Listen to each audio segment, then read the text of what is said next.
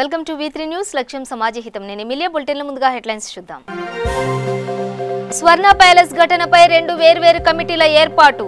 48 గంటల్లోగా నివేదిక సమర్పించాలని సర్కార్ ఆదేశాలు. రాజమండ్రి సెంట్రల్ జైల్లో కరోనా కలకలం.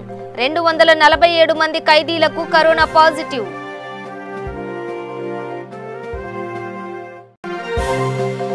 బీజేపీ నుంచి వెలగపూడి గోపాలకృష్ణ ప్రసాద్ సస్పెండ్ వెల్లడించిన రాష్ట్ర అధ్యక్షుడు సోము వీర్రాజు.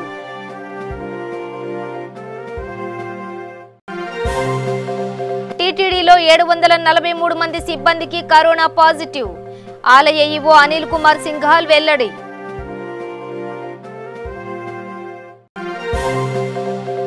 కరోనా మరణాలపై సమాచార జాప్యం.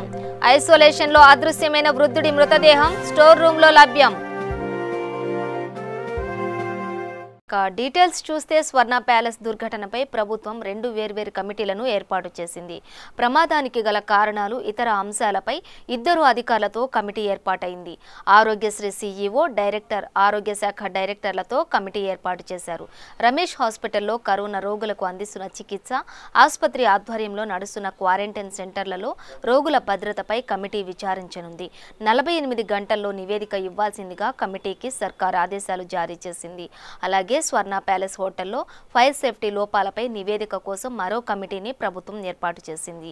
అగ్నిమాపక శాఖ DG, forensic lab director, chief electrical ఇన్స్పెక్టర్లతో కమిటీ ఏర్పాటైంది. స్వర్ణ ప్యాలెస్తో ఇతర హోటల్లో నడిచే కోవిడ్ సెంటర్లలో అగ్ని ప్రమాద నివారణ చర్యలపై 2 రోజుల్లోగా ఈ కమిటీ నివేదిక ఇవ్వనుంది. విజయవాడ కోవిడ్ సెంటర్లో తెల్లవారుజామున తలెత్తిన అగ్ని ప్రమాదంలో ఇప్పటికీ 11 మంది మృతి చెందగా పలువురు గాయాల పాలయ్యారు. మృతుల కుటుంబాలకు 50 లక్షల రూపాయల ఎక్స్గ్రేషియా ప్రకటించామని సీఎం జగన్ వెల్లడించారు. ఏపీ ప్రభుత్వానికి పూర్తి సహాయ సహకారాలు అందిస్తామని జగన్కు ప్రధాని మోదీ హామీ ఇచ్చారు. ప్రమాదం జరిగిన సమయంలో హోటల్లో 50 మంది ఉండగా బాధితులను Labbipet, metropolitan hotel, covid care సెంటర్లకు తరలించి వైద్యం అందిస్తున్నారు. షార్ట్ సర్క్యూట్ కారణంగా ఈ అగ్ని ప్రమాదం జరిగిందని అధికారులు చెబుతున్నారు. మృతుల్లో 2కి మాత్రమే కరోనా పాజిటివ్ రాగా మిగిలిన 8 మందికి నెగటివ్గా నిర్ధారణైంది. చనిపోయిన వారిలో కొందరు చికిత్స పూర్తి చేసుకుని 1-2 రోజుల్లో డిశ్చార్జి కావాల్సిన వారు.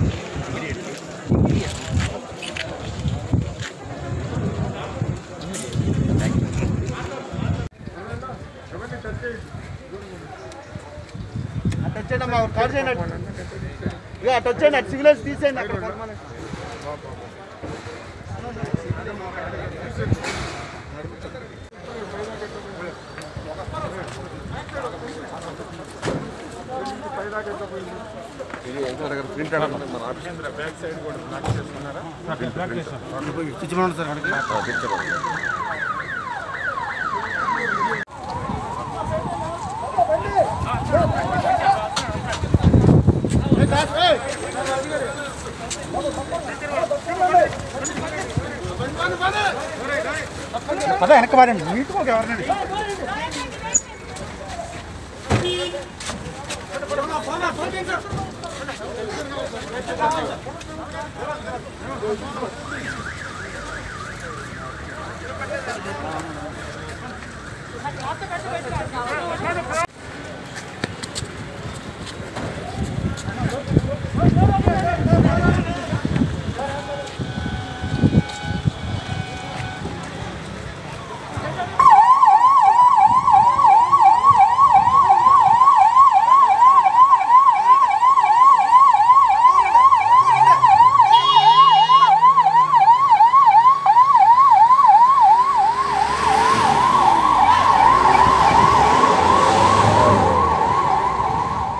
తూర్పుగోదావరి జిల్లా రాజమహేంద్రవరం సెంట్రల్ జైలు ఖైదీలు కరోనా బారిన పడ్డారు. కలెక్టర్ మురళీధర్ రెడ్డి ఆదేశాల మేరకు ఈ నెల 3వ తేదీన 900 మంది ఖైదీలకు కరోనా పరీక్షలు చేశారు. ఈ పరీక్షలో 247 మంది ఖైదీలకు కరోనా పాజిటివ్ గా నిర్ధారణైంది. ఈ నెల 1వ తేదీన 75 మందికి పరీక్షలు చేయగా జైల్లో విధులు నిర్వహిస్తున్న 24 మంది సిబ్బందికి 9 మంది ఖైదీలకు 2వ తేదీన 64 మంది పరీక్షలు చేయగా 9 మంది ఖైదీలకు పాజిటివ్ గా నిర్ధారణైంది. సెంట్రల్ జైల్లో మొత్తం 1675 మంది ఖైదీలు ఉండగా వారిలో 265 మంది ఖైదీలకు కరోనా వైరస్ సోకింది. పాజిటివ్ వచ్చిన జైలు సిబ్బంది 24 మంది హోమ్ ఐసోలేషన్ లో ఉంచి చికిత్స అందిస్తున్నారు. ఈ క్రమంలో జైలును సందర్శించిన మంత్రి వేణుగోపాల్ జిల్లా అధికారులు పలు సూచనలు జారీ చేశారు. ఆంధ్రప్రదేశ్ రాష్ట్రంలో గ్రామాల్లో సచివాలయ వ్యవస్థను తీసుకొచ్చి 2000 జనాభా ఉన్నటువంటి ప్రాంతానికి ఒక సచివాలయాన్ని ఏర్పాటు చేసి దానితో పాటుగా 50 గృహాలకు ఒక వాలంటీర్ని ఇచ్చి నిజమైనటువంటి మేము పాలకులం కాదు సేవకులం, ఇది కదా మహాత్ముడు కలలు కన్న గ్రామ స్వరాజ్యం.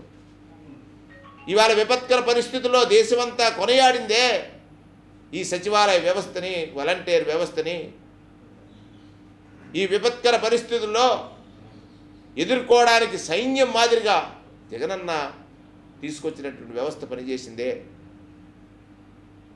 గ్రామ సచివాలయ వ్యవస్థని నిర్మాణం చేసినప్పుడే ఈ రాష్ట్రం 3 ప్రాంతాలు, ఉత్తరాంధ్ర, రాయలసీమ, మధ్యాంధ్రప్రదేశ్ 3 ప్రాంతాలని సమగ్ర అభివృద్ధిపరచడం కోసం పరిపాలనా రాజధానిగా విశాఖపట్నాన్ని ఏర్పాటు చేసి ఉత్తరాంధ్ర ప్రజల యొక్క మనోభావాల్ని ఎంతో కాలంగా అయ్యో పాలకులు వస్తున్నారే మా ప్రాంతాన్ని పట్టించుకోరే, వెనకబాటుతనం మా శాపమా, దీన్ని తీర్చే దేవుడు ఎవరు అని ఆలోచిస్తే వారికి దైవం మాదిరిగా ఉత్తరాంధ్ర ప్రాంతంలో పరిపాలనా రాజధాని తీసుకువెళ్తానని మాట చెప్పినాడే, మీరు దాన్ని అడ్డుకోవడానికి ప్రయత్నిస్తూ ఉన్నారు.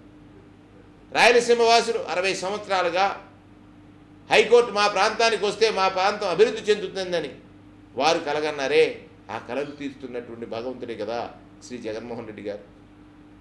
మీరేదైతే అమరావతి రాజధాని అన్నారో ఆ రాజధాని శాసనాల రాజధానిగా అక్కడ ఉంచడానికి ప్రయత్నిస్తున్నారే, 3 ప్రాంతాల సమగ్ర అభివృద్ధి జరగాలంటే ఇది ఒక గొప్ప పరిపాలనా సంస్కరణ కదా. మీరు ఇప్పటికే ఈ దేశంలో ఉన్నటువంటి ఏ రాష్ట్రంలో లేని విధంగా ఈ రాష్ట్రంలో మీ పరిపాలనా సమయంలో వ్యవస్థల్ని భ్రష్టు పట్టించారు, వ్యవస్థల్ని కుప్పకూల్చేశారు. వ్యవస్థల పట్ల ప్రజాస్వామ్యంలో ప్రజలకు ఉన్నటువంటి నమ్మకాన్ని మీరు తీసేశారు. కారణం ఏమిటంటే పంచాయతీరాజ్ వ్యవస్థ ఉంది, ఇవాళ గ్రామ సచివాలయ వ్యవస్థను చూడు. నాడు మీరు పంచాయతీరాజ్ వ్యవస్థలో సర్పంచులను ఉత్సవ విగ్రహాలుగా చేసి వారిపైన ఎవరైతే ప్రత్యక్ష ఎన్నికల్లో ఓడిపోయి ప్రజా తిరస్కారానికి గురైనటువంటి వారిని జన్మభూమి కమిటీల్లో తీసుకొచ్చి ఆ జన్మభూమి కమిటీలు చేసినటువంటి అకృత్యాలు, ఒక పెన్షన్దారుడు పెన్షన్ పొందాలంటే వాడిని ఆ జన్మభూమి కమిటీలు హింసించినటువంటి తీరు, నాడు పురాణాల్లో రాక్షసుల మాదిరిగా పెన్షన్దారుడికి పెన్షన్ రావాలంటే లంచం, ఎవరైనా ఒక విధవ వైధవ్యంలో ఉన్నటువంటి వ్యక్తి అయ్యా నా భర్తను కోల్పోయాను నాకు పెన్షన్ అంటే వాళ్ళని ఎరాస్ చేసినటువంటి ఘటనలు. మాజీ మంత్రి వైఎస్ఆర్సీపీ సీనియర్ నేత పెనుమత్స సాంబశివరాజు కన్నుమూశారు. గత కొంతకాలంగా ఆయన అనారోగ్యంతో బాధపడుతున్నారు. విశాఖ అపోలో ఆసుపత్రిలో తుది శ్వాస విడిచారు. ఉమ్మడి రాష్ట్రంలో 8 సార్లు ఎమ్మెల్యేగా గెలిచిన ఏకైక నాయకుడిగా ఆయన గుర్తింపును సొంతం చేసుకున్నారు. 1989 నుంచి 94లో మంత్రిగా, 1958లో సమితి ప్రెసిడెంట్గా బాధ్యతలు నిర్వహించారు. 1968లో తొలిసారి ఎమ్మెల్యేగా ఎన్నికైన ఆయన గజపతి నగరం, సతివాడ శాసనసభల స్థానాలను వరుసగా 8 సార్లు ఎమ్మెల్యేగా గెలుపొందారు. సుదీర్ఘ కాలం పాటు కాంగ్రెస్ పార్టీలో కొనసాగి రాజకీయ కురువృద్ధుడిగా గుర్తింపు పొందారు. బీజేపీ నుంచి వెలగపూడి గోపాలకృష్ణ ప్రసాద్ను సస్పెండ్ చేశారు. మందడంలో రైతుల దీక్షా శిబిరాన్ని సందర్శించిన ఆయన రాజధానికి భూములిచ్చిన రైతులకు తమ పార్టీ అండగా ఉండలేకపోతుందంటూ చెప్పుతో కొట్టుకుని నిరసన తెలిపిన విషయం తెలిసిందే. పార్టీ వ్యతిరేక కార్యకలాపాలకు పాల్పడుతున్నారంటూ అధ్యక్షుడు సోము వీర్రాజు ఆదేశాల మేరకు సస్పెండ్ చేశారు. కాగా అఖిల భారత హిందూ మహాసభ రాష్ట్ర అధ్యక్షుడిగా వెలగపూడి గోపాలకృష్ణ ప్రసాద్ నియమితులయ్యారు. తిరుమల తిరుపతి దేవస్థానంలో ఇప్పటి వరకు 743 మందికి కరోనా పాజిటివ్ అని నిర్ధారణ అయిందని ఆలయ ఈవో అనిల్ కుమార్ సింఘాల్ తెలిపారు. డయల్ యువర్ ఈవో కార్యక్రమం అనంతరం ఆయన మీడియాతో మాట్లాడుతూ టీటీడీ ఉద్యోగుల్లో 743 మందికి కరోనా పాజిటివ్ అని తెలిసిందని, ఇప్పటి వరకు 400 మంది కరోనాను జయించి నగరంలోని పలు ఆసుపత్రుల నుంచి డిశ్చార్జ్ అయ్యారని ఆయన తెలిపారు. ఇంకా కోవిడ్ కేంద్రాల్లో 338 మంది చికిత్స పొందుతున్నారని సింఘాల్ మీడియాకు వెల్లడించారు. కోవిడ్తో 5 టీటీడీ ఉద్యోగులు మృతి చెందారు. స్వామివారి దర్శనం అవకాశం కల్పించాలి. కొంతమంది దాన్ని ఏదో ఆదాయం కోసం, డబ్బుల కోసం మనం ఈ దర్శనం ప్రారంభిస్తున్నాము అనేది ఒక ట్విస్ట్ ఇస్తూ ఉన్నారు. అంటే టెంపుల్లో వస్తున్నటువంటి భక్తులు స్వామివారిని దర్శించుకుంటే టీటీడీకి సోకాల్డ్ ఏదైతే ఆదాయం ఉందో దానికంటే ఈ టెంపుల్ నిర్వహణ ఖర్చు ఎక్కువ ఉంటుంది.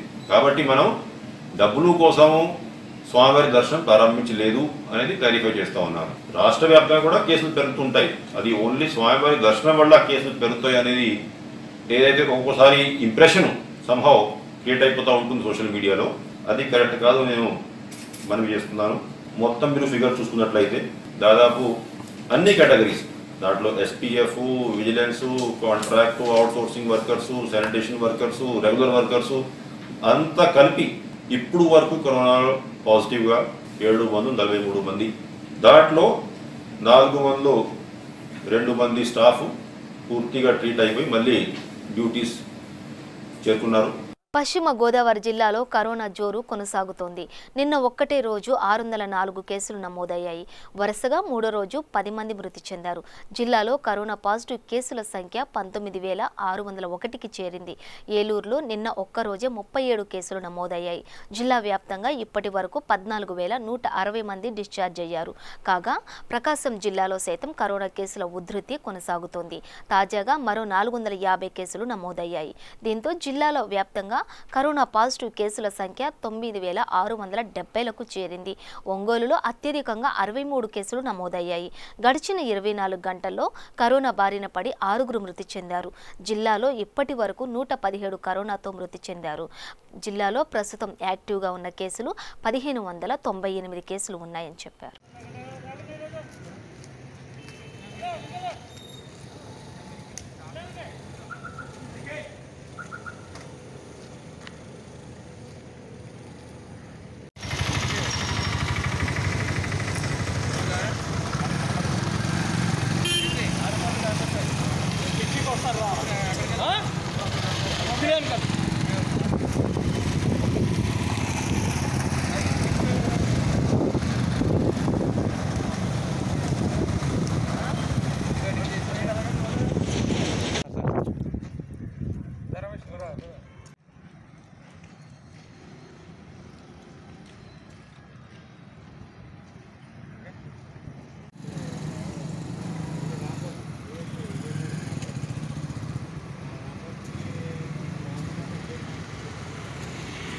నిమ్స్లో కరోనా మరణాలపై సమాచార జాప్యం కొనసాగుతూనే ఉంది.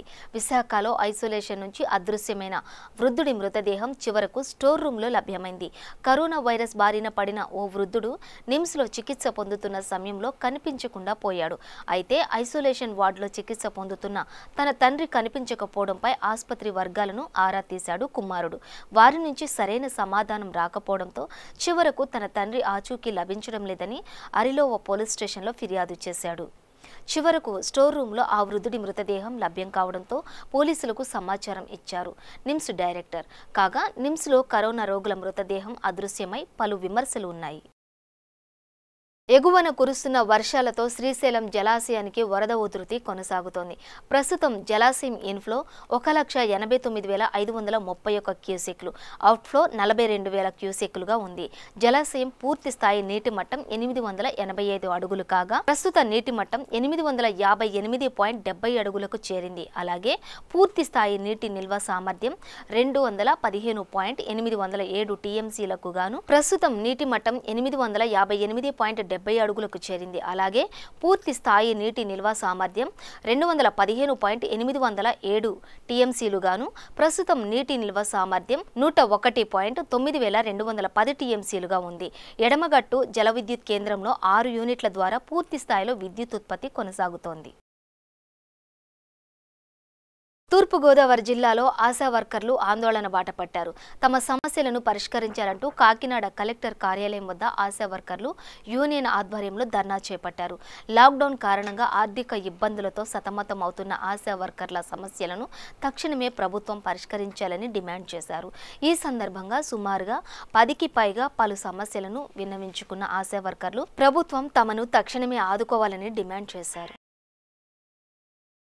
నెల్లూరు జిల్లా గూడూరులోని కోవిడ్ కేంద్రాన్ని ఎమ్మెల్యే వరప్రసాద్ సందర్శించారు. ఈ సందర్భంగా అక్కడున్న వారి సమస్యలను అడిగి తెలుసుకున్నారు. కోవిడ్ నియంత్రణ కోసం ప్రభుత్వం అన్ని విధాలుగా తగిన చర్యలు తీసుకుంటుందని చెప్పారు. ప్రజారోగ్యానికి పెద్దపీట వేస్తోందని, ఏమైనా అవసరాలు ఉంటే ఖచ్చితంగా వాటిని అందుబాటులోకి తీసుకొస్తామని తెలిపారు. షటిల్ కోర్టు పెట్టింది. సో ఇలాంటి యంగ్స్టర్స్ ఎవరైనా షటిల్ అవ్వాలంటే ఇది ఒక నాట్లు అయితే ఒక ఏదో ఉన్నాము కుంగిపోతున్నాం అని లేకుండా ఒక ఫ్రీగా ఒక ఉండేదాన్ని. కరోనా విజృంభిస్తున్న తరుణంలో ప్లాస్మా దానంపై అధికారులు విస్తృత స్థాయిలో ప్రచారం చేస్తున్నారు.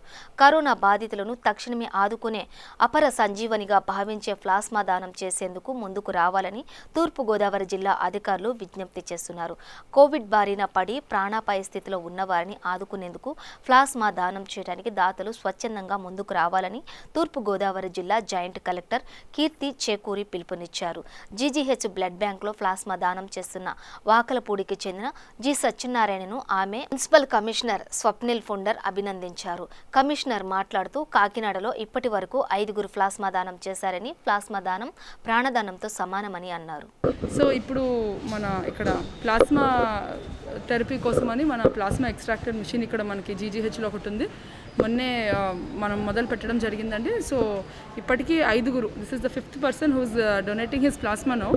సో ఇంకా lot of people are also willing to come. So మనకి even one of the rare blood groups వాళ్ళు కూడా ఇప్పుడు ముందుకు రావడం జరిగింది. అండ్ రిసిపియంట్ కూడా వన్ ఆఫ్ ది హాస్పిటల్స్లో ఉన్నారు, ప్రైవేట్ హాస్పిటల్స్లో. ఇమీడియట్గా మనం వాళ్ళకి ప్లాస్మా అడ్మినిస్టర్ చేస్తాము. So I appeal to all the covid recovered people to come forward and donate. It is not a big painful process. It's hardly 45 minutes to 1 hour. మనకి ఇచ్చిన blood తీసుకుని ప్లాస్మా ఎక్స్ట్రాక్ట్ చేసుకుని మళ్ళీ మన blood వెనక్కి పంపించడం జరుగుతుంది కాబట్టి it is not painful at all. మనం ఇప్పుడు మాట్లాడడం కూడా జరిగింది. So I appeal to all of the recovered patients to please come and donate. దీనికి ఒక 3 వారాలు అయి ఉండాలి రికవర్ అవ్వడానికి. సో 3 వారాల తర్వాత you can come and donate. So plasma already ఇప్పుడు మేము మా దగ్గర డేటా ఉంది. We're calling them, lot of people are willing to come forward. In fact మన ప్రభుత్వం కూడా 5,000 ఇస్తాను అని మనం చెప్పాము. బట్ చాలామంది 5,000 కంటే కూడా ఒక ప్రాణం కాపాడగలుగుతామనే ఉద్దేశంతో ముందుకు రావడం జరిగింది. సో ఇన్ఫ్యాక్ట్ కమిషనర్ గారు చెప్పినట్టు doctors already recovered. First person here was sanitary worker in GGH hospital. So second one is doctor. So lot of people should come forward. Already start ayindi. More than we can save lives with this. So దాని ఉద్దేశంతో చాలా మంది ముందుకు వస్తున్నారు. We will also increase the awareness. దాని మీద decision తీసుకోవాల్సింది ఉందని దాని గురించి మేము వీఆర్ గోయింగ్. రోజు కిట్స్ మనం ఇవ్వడం జరుగుతుంది. ఇన్ఫ్యాక్ట్ 200 టెస్ట్స్ పర్ డే చేస్తున్నాము ఇక్కడ జీజీహెచ్లో. Everyday we will provide rapid kits as well as VLM kits. So దాని వరకు ఇష్యూ లేదు. అండ్ ఓపీ గురించి ఇప్పుడు we have to take a decision. మేము అన్నీ చూసుకుని వస్తున్నాము. We will take a decision in some time. So అర్థం ఓకే ఓకే ఓకే అది మేము దానికి సంబంధించి వీఆర్ గోయింగ్ అరౌండ్. నేను మీకు చెప్తాను ఈవినింగ్ కల్లా కలెక్టర్ గారితో మాట్లాడి డెసిషన్ మీకు చెప్పడం. Yeah, thank you. అంటే మాకున్న దీని ప్రకారము lot of private hospitals already join చేసుకున్నారు. ఒకవేళ బెడ్స్ ప్రాబబ్లీ ప్రతి హాస్పిటల్లో 20 to 30 బెడ్స్ కోవిడ్కి పెడితే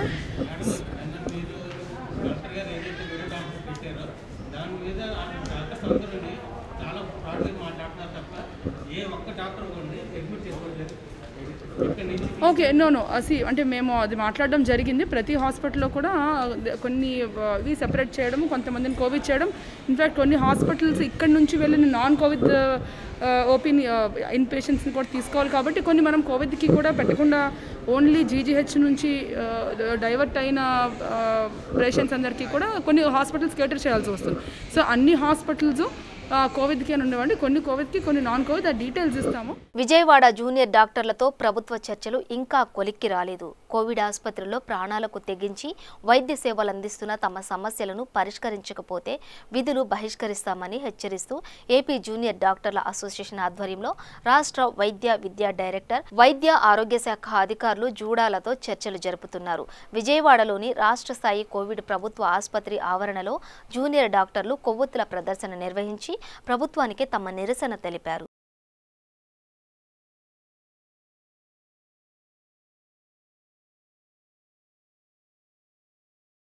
నెల్లూరు జిల్లాలో వామపక్షాలు నిరసన బాట పట్టాయి. కేంద్రంలో కార్మిక వ్యతిరేక విధానాలను నిరసిస్తూ దేశవ్యాప్తంగా జరుగుతున్న ఆందోళన కార్యక్రమంలో భాగంగా నెల్లూరు జిల్లాలో ఆందోళన వ్యక్తం చేశారు. క్విట్ ఇండియా ఉద్యమం చేపట్టి 78 ఏళ్లు గడిచాయని, మళ్లీ అలాంటి పరిస్థితులు వస్తాయేమో అని వారి ఆందోళన వ్యక్తం చేశారు. కేంద్రం కార్మికుల సంక్షేమంపై దృష్టి సారించాలని డిమాండ్ చేశారు. 2-3 నెలల ముందు చేసినటువంటి పనులకి ₹1 కూలీలు ఇచ్చినటువంటి దాఖలాలు కూడా లేవు. ఉపాధి హామీ చట్టాన్ని నీరుగార్చడానికి ఒక పక్క ప్రయత్నం చేస్తూ ఉన్నారు. అనేక పోరాటాలు, ఉద్యమాలు చేసి ఛేదించుకున్నటువంటి కార్మిక చట్టాలన్నింటినీ నీరుగారుస్తూ ఉన్నారు. కార్మిక చట్టాలన్నింటినీ తుంగలో దొక్కుతూ ఉన్నారు. పని గంటలు పెంచి వాళ్ళు ఇష్టానుసారంగా చేసుకునేదానికి ప్రయత్నాలు చేస్తూ ఉన్నారు. ఈరోజు ప్రజలను అడ్డం పెట్టుకొని ప్రజలకి రకరకాలైనటువంటి కార్గిల్ యుద్ధాలు, ఆ యుద్ధాలు, ఈ యుద్ధాలు అని చెప్పి పేర్లు పెట్టి ఈ యుద్ధాల పేర్ల మీద ప్రజల్ని పక్కదారి మళ్ళించి వీళ్ళు పరిశ్రమాధిపతులకు కట్టబెట్టాల్సినవన్నీ కట్టబెట్టడానికి ఇదొక మార్గంగా ఎంచుకున్నారు. ఈ కోవిడ్ నియంత్రణ చేయడానికి మాత్రం ప్రయత్నాలు చేసేటటువంటి పరిస్థితి ఈరోజు లేదు. చేసింది గ్రామాల్లో ఎక్కడికి పోయినా సరే ఒక్కొక్క గ్రామంలో, చిన్న గ్రామాల్లో కూడా 10 కేసులు 15 కేసులు ఉన్నాయి.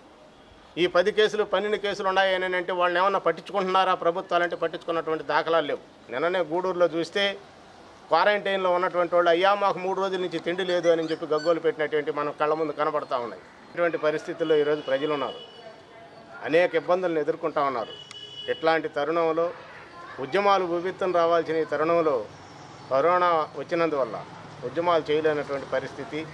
అందుకనే ప్రజల పక్షా నుండి పోరాటాలు చేసేటటువంటి సంఘాలుగా ఈరోజు ప్రజల పక్షా నుండి ప్రజల సమస్యల్ని ఈరోజు ప్రభుత్వం దృష్టికి తీసుకుపోవడానికి కార్యక్రమాలు.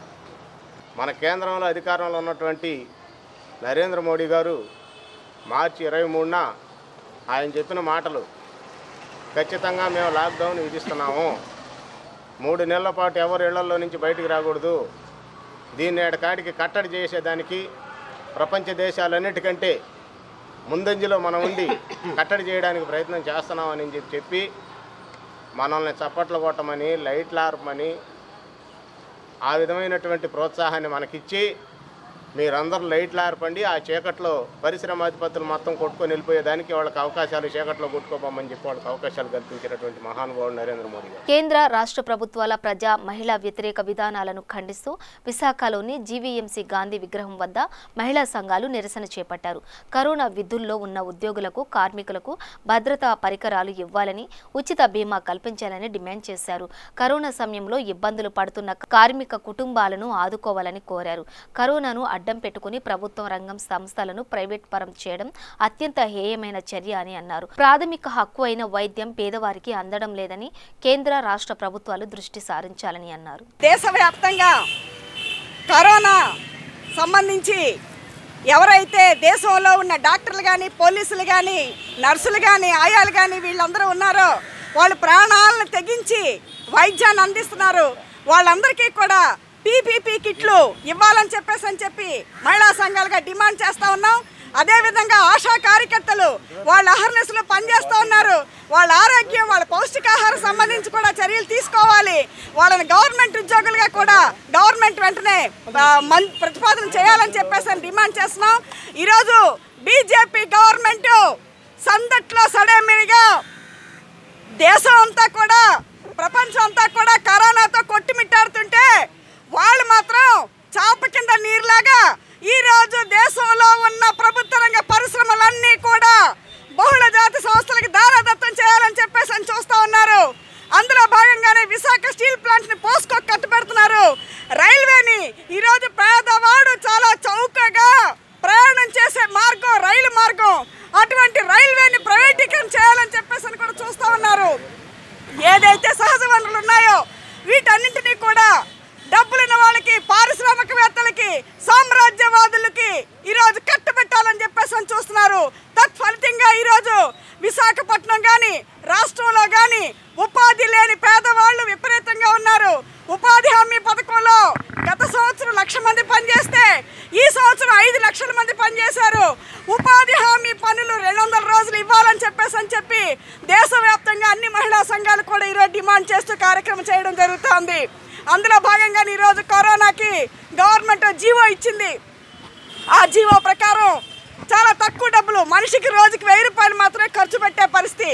ఐసోలేషన్ అయితే 1350, ఐసీయూ అయితే 5000 ఇలా ఉన్నాయి. కానీ ఈరోజు ప్రైవేట్ సంస్థలు, ఈరోజు కార్పొరేట్ హాస్పిటల్స్ అన్నీ కూడా విపరీతంగా డబ్బులు దోచుకుంటున్నారు.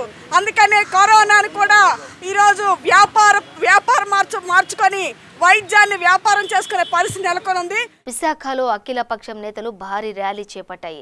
స్వాతంత్ర్య పోరాట సమయంలో యావత్ జాతిని ఉద్యమాల వైపు ఉసిగొల్పిన 78వ క్విట్ ఇండియా ఉద్యమ దినోత్సవం సందర్భంగా దేశవ్యాప్తంగా పలు డిమాండ్లతో అఖిలపక్షం రోడ్డెక్కింది.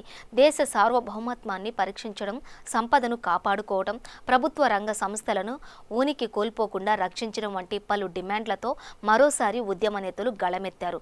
కేంద్రంలో రెండోసారి అధికారంలోకి వచ్చిన బీజేపీ ప్రభుత్వం ప్రభుత్వ రంగ సంస్థలను ప్రైవేటీకరణం చేస్తోందంటూ ఆందోళన వ్యక్తం చేసిన నేతలు దేశంలో మరోసారి విపత్కర పరిస్థితి తలెత్తుతాయని అన్నారు. కార్మికుల పట్ల ఇదే ధోరణి అనుసరిస్తే తగిన పరిణామాలను ఎదుర్కోవాల్సి వస్తుందని హెచ్చరించారు. కరోనా సమయంలో ఉపాధి కోల్పోయిన కార్మికులను ఆదుకునే దిశగా ప్రభుత్వం తగిన చర్యలు తీసుకోవాలని డిమాండ్ చేశారు. రావులపల్లి రవీంద్రనాథ్ ఏఐటీయూసీ రాష్ట్ర అధ్యక్షులు, సిఐటియు రాష్ట్ర అధ్యక్షులు నరసింహారావు గారు, ఏఐసిటియు వెంకటేశ్వరరావు గారు, ఎఫ్టియు భారతదేశ వ్యాప్తంగా కేంద్ర కార్మిక సంఘాలన్నీ కూడా ఈ క్విట్ ఇండియా 1942లో ఏదైతే భారత స్వతంత్ర పోరాటంలో క్విట్ ఇండియా ఉద్యమం ప్రాధాన్యత ఉన్నదో 78 సంవత్సరాల తర్వాత తిరిగి ఈరోజు భారతదేశానికి విపత్కరమైనటువంటి పరిస్థితులు వచ్చాయి. ప్రధానంగా భారతదేశంలో ఉన్నటువంటి అన్ని కూడా సంస్థలన్నింటి కూడా పబ్లిక్ సెక్టార్లో ఉన్నటువంటి సంస్థలన్నింటినీ కూడా ప్రైవేటీకరించేటటువంటి పనిలో పడ్డారు. బిఎస్ఎన్ఎల్ ఆల్రెడీ ప్రైవేటీకరించారు, ఎల్ఐసిని చేస్తూ ఉన్నారు, జిఎస్ని చేస్తూ ఉన్నారు. అదేవిధంగా ఈరోజు రైల్వేలు కూడా రానున్న 2024 వరకు 159 రైళ్ళని ప్రైవేట్ వ్యక్తులకు అప్పచెప్పేదానికి ప్రయత్నం చేస్తూ ఉన్నారు.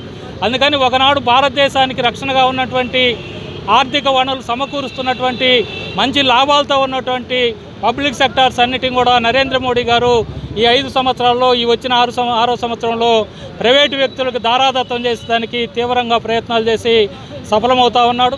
అందువల్ల ఈ కరోనా సమయంలో కూడా చాలా దుర్మార్గమైనటువంటి కార్మిక వ్యతిరేక చర్యలకి పాల్పడుతూ ఉన్నారు. అందుకని ఈరోజు భారతదేశ వ్యాప్తంగా 11 కేంద్ర కార్మిక సంఘాలు, 450 స్వతంత్ర ఫెడరేషన్లు, ఆయా రాష్ట్రాల్లో ఉన్నటువంటి స్థానికమైనటువంటి సంఘాలు, ఈ రాష్ట్రంలో వైఎస్ఆర్ ట్రేడ్ యూనియన్తో సహా ఆయా రాష్ట్రాల్లో ఉన్నటువంటి కార్మిక సంఘాలన్నీ కూడా క్విట్ ఇండియా రోజు సందర్భంగా భారతదేశాన్ని రక్షించుకుందాం, భారతదేశాన్ని కాపాడుకుందాం, భారతదేశంలో ఉన్నటువంటి పరిశ్రమలను కాపాడుకుందాం, భారతదేశంలో ఉన్నటువంటి కార్మిక వర్గాన్ని కాపాడుకుందాం, భారతదేశ సంపదను కాపాడుకుందాం అనేటటువంటి నినాదాలతో ఈరోజు ఆందోళనకు పిలిపివ్వడం జరిగింది. ఈ ఆందోళన దేశవ్యాప్తంగా జరిగేటటువంటి కార్యక్రమం. అందువల్ల ఈ కేంద్ర ప్రభుత్వం అనుసరిస్తున్నటువంటి ఈ విధానాలు కార్మిక వర్గానికి తీవ్ర విఘాతం కలిగించేటటువంటి సమస్యగా ఉన్నది. అందువల్ల ఈ పబ్లిక్ సెక్టార్ని కాపాడుకుని దేశాన్ని రక్షించుకుందామనేటటువంటి నినాదంతో ఈ ఆందోళన జరుగుతూ ఉంది. బులెటిన్ ముగించే ముందు హెడ్లైన్స్ మరోసారి. స్వర్ణ ప్యాలెస్ ఘటనపై 2 వేర్వేరు కమిటీల ఏర్పాటు, 48 గంటల్లోగా నివేదిక సమర్పించాలని సర్కార్ ఆదేశాలు. రాజమండ్రి సెంట్రల్ జైల్లో కరోనా కలకలం, 247 మంది ఖైదీలకు కరోనా పాజిటివ్.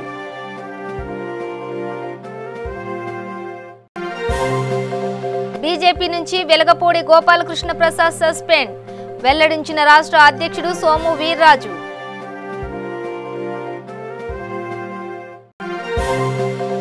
టీటీడీలో 743 మంది సిబ్బందికి కరోనా పాజిటివ్, ఆలయ ఈవో అనిల్ కుమార్ సింఘాల్ వెల్లడి.